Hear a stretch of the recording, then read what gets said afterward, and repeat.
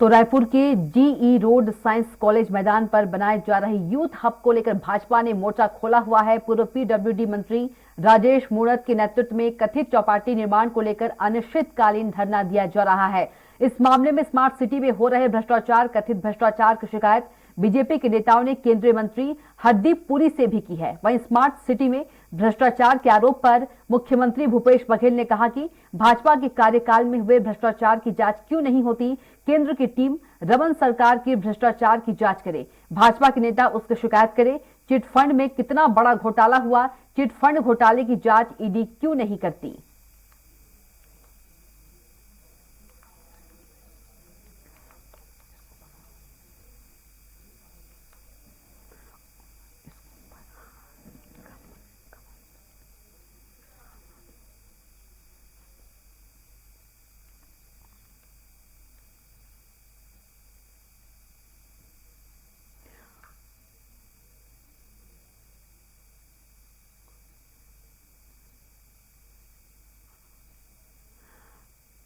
तो भाजपा के कार्यकाल में हुए भ्रष्टाचार की जांच क्यों नहीं।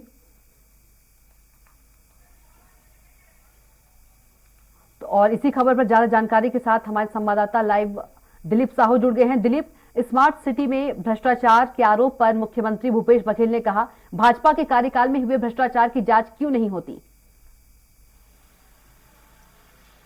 ईडी पर सवाल उठा जी वर्षा, जिस तरह से स्थितियां बनी हुई है और लगातार जो साइंस कॉलेज मैदान में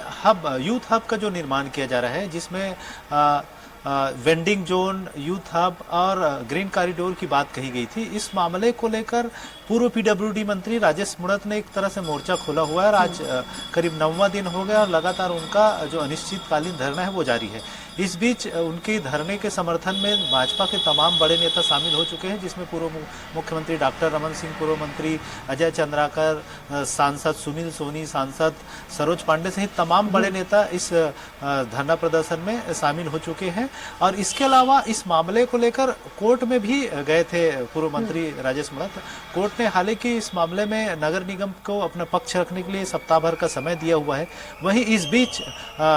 पूर्व मंत्री राजेश मूणत कुछ राज्यसभा सांसदों के साथ और अपने बीजेपी कार्यकर्ताओं के साथ, पार्षद दल के नेताओं के साथ केंद्रीय मंत्री हरदीप पुरी से भी मुलाकात किए थे और उन्होंने यह शिकायत भी की है कि वहाँ स्मार्ट सिटी के फंड का दुरुपयोग किया जा रहा है और स्मार्ट सिटी के पैसे का भ्रष्टाचार हो रहा है। इस तरह की उन्होंने शिकायत भी की है। इस तमाम मुद्दे को लेकर मुख्यमंत्री भूपेश बघेल से जब सवाल किया गया तो उन्होंने साफ तौर पर कहा जिस तरह से भाजपा उनके कार्यकाल में हुए भ्रष्टाचार के आरोपों पर जांच नहीं होने देती और जिस तरह से नान घोटाले की बात करें या चिट फंड घोटाले की बात करें, बहुत सारे जो घोटाले हैं जो रमन सरकार में हुई हैं, इस पर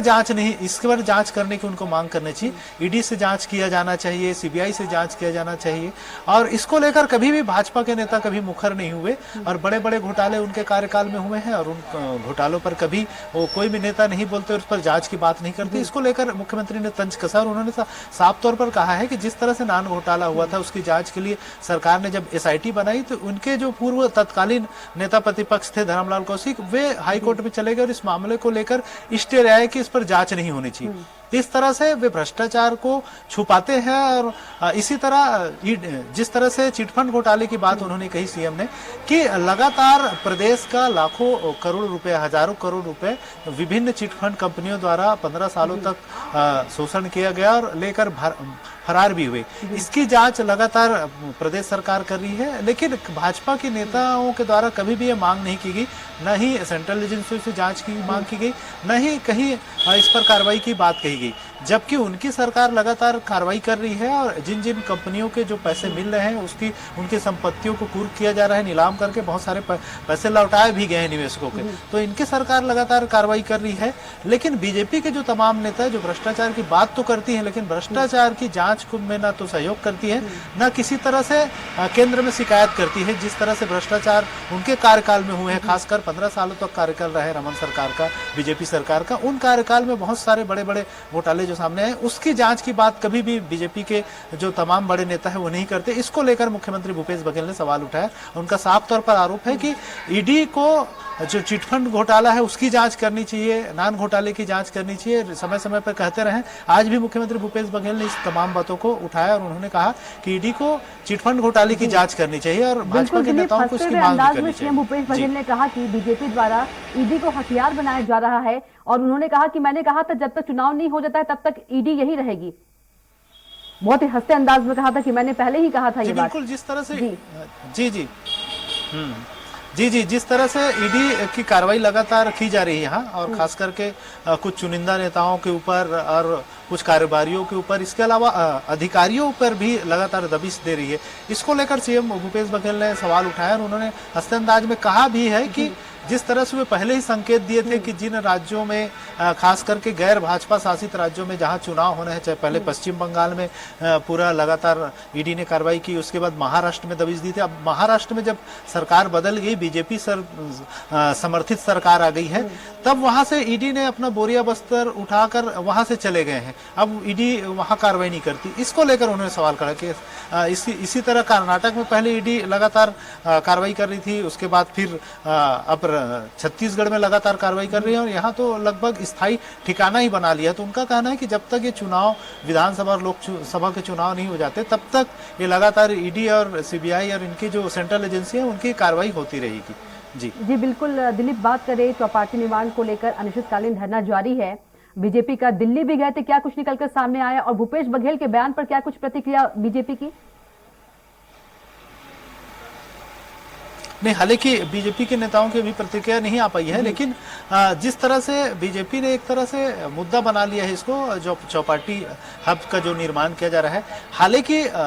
महापौर की ओर से और कांग्रेस की ओर से इस पर स्पष्टीकरण दिया जा चुका है। उन लोग प्रेस कॉन्फ्रेंस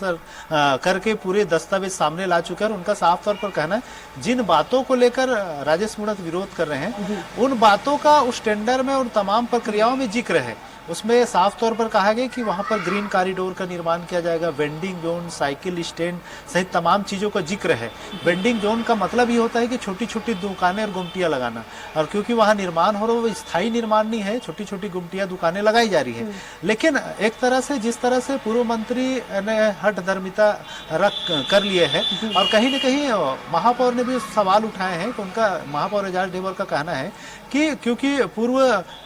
पीडब्ल्यूडी मंत्री राजेश मूणत का स्काई वॉक का मामला ईओडब्ल्यू जांच कर रही है, सरकार ने उसके जांच के आदेश दिए हैं, उसके बाद से वे ज्यादा एक्टिव हुए हैं और उस मामले को लेकर